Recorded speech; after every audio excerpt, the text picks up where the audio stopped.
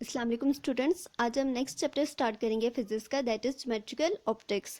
Geometrical optics के आपके पास ये बेसिकली फिजिक्स की एक ब्रांच है जिसमें हम लाइट को डिस्कस करते हैं। लाइट से रिलेटेड जितने भी फिनोमेनस हैं उनको हम ज्योमेट्रिकल ऑप्टिक्स में डिस्कस करते हैं रिलेटेड टू आई।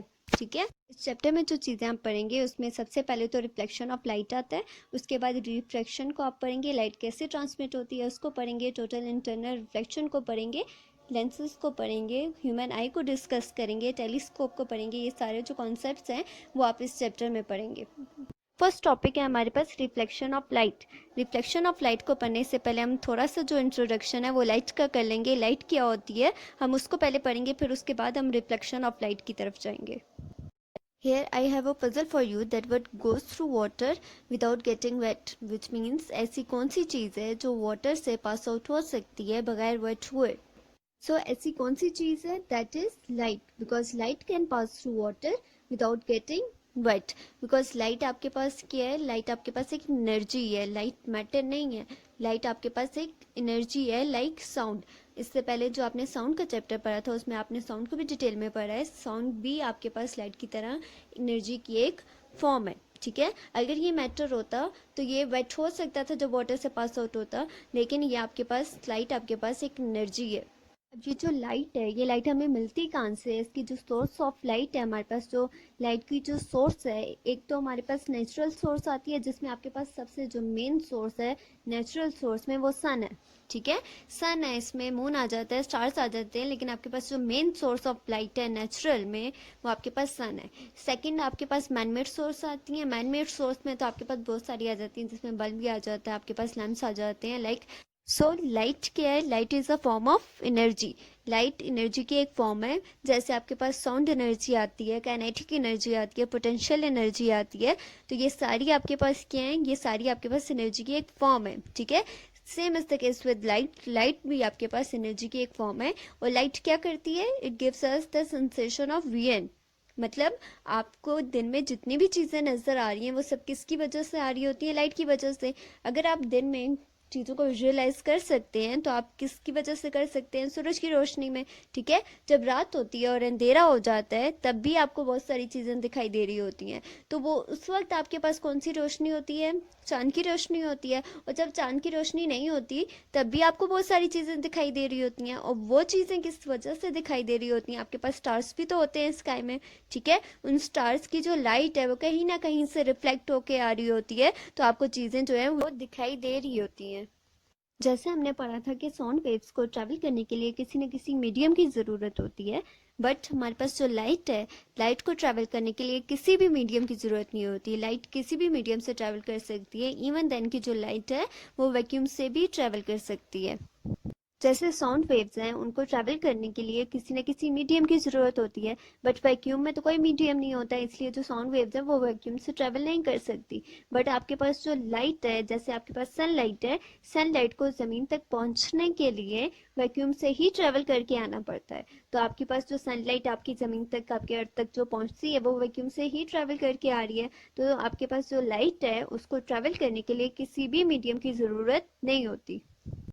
हम अपनी डेली लाइफ में रिफ्लेक्शन ऑफ लाइट की बहुत सी एग्जांपल्स देखते हैं।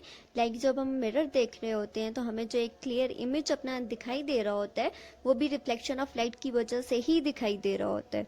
जब लाइट किसी भी सरफेस से रिफ्लेक्ट हो रही होती है तो उस सरफेस को हम रिफ्लेक्टिंग सरफेस कहते हैं। अब मिरर पे जो आपको इमेज मिल रहा है, जिस मिरर पे आपको इमेज मिल रहा है, मिरर तो एक स्मूथ सरफेस है।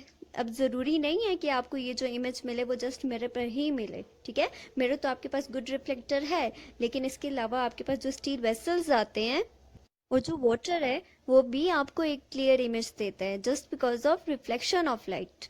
अभी हमने देखा कि हम अपनी डेली लाइफ में बहुत सारी चीज़ों में रिफ्लेक्शन ऑफ लाइट को ऑब्जर्व कर रहे होते हैं। अब ये जो लाइट रिफ्लेक्ट हो रही होती है ये कैसे हो रही होती है? सबसे पहले तो हमें अगर रिफ्लेक्शन ऑफ लाइट की डेफिनेशन अगर देखें, when light rays strikes the boundary of two media such as air and glass, a part of light is turned back into the same medium. This is called reflection of light.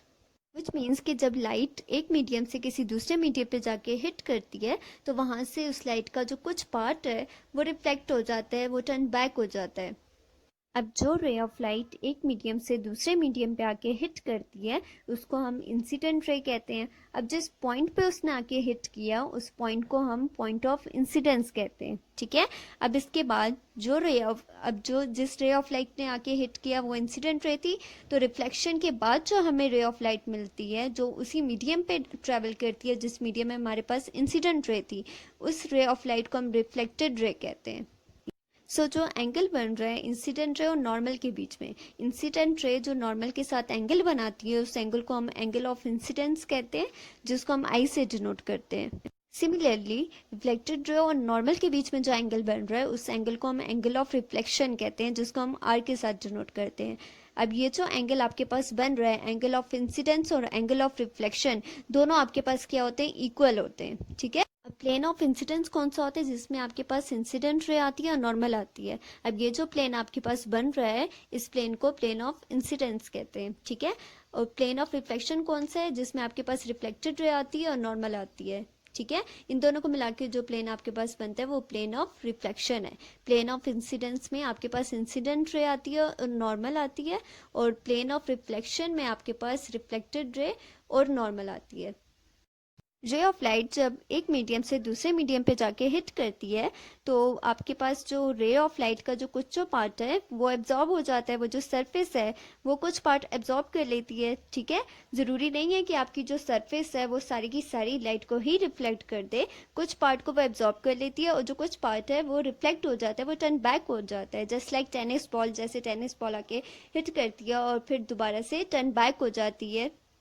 एक और जो case हमारे पास आता है जिसमें हमारे पास जो ray of light है वो ट्रांसमिट हो जाती है, ठीक है। अब ये जो रे ऑफ लाइट ट्रांसमिट हो रही है, ऐसी कौन सी सर्फेसेस हैं जहां से ये रे ऑफ लाइट ट्रांसमिट हो जाती है, ठीक है। लाइक आपकी जो विंडो ग्लास है, आपके पास जो विंडोज होती हैं उसमें क्या होता है कि रे ऑफ लाइट ट्रांसमिट हो रही होती है, वो ना तो रिफ्लेक्ट हो रही होती है और ना ही वो एब्जॉर्ब हो रही होती है, वो ट्रांसमिट हो रही होती है, ठीक है। अब जैसे आपके पास जो वाटर होता है, वाटर क्या होता है, वाटर आपके पास रिफ्लेक्ट कर देता है लाइट को। अब ये जो रे ऑफ लाइट रिफ्लेक्ट हो रही है इसमें रिफ्लेक्शन के हमारे पास दो लॉज आते हैं। एक ये कि एंगल ऑफ इंसिडेंस इक्वल होता है एंगल ऑफ रिफ्लेक्शन के, विच मीन्स कि आपके पास जो रे ऑफ लाइट इंसिडेंट हो रही है जितने एंगल पे इंसिडेंट होती है उतने ही एंगल पे वो रिफ्लेक्ट भी होती है, ठीक है। तो आपके पास जो सेकंड लॉ आता है वो क्या आता है कि जो इंसिडेंट रे है, जो रिफ्लेक्टेड रे और जो नॉर्मल है वो एक ही प्लेन पे लाई करते हैं, ठीक है। अब आपके पास जो इंसिडेंट रे थी वो जिस मीडियम से आ रही थी, रिफ्लेक्टेड रे भी उसी मीडियम पे जा रही।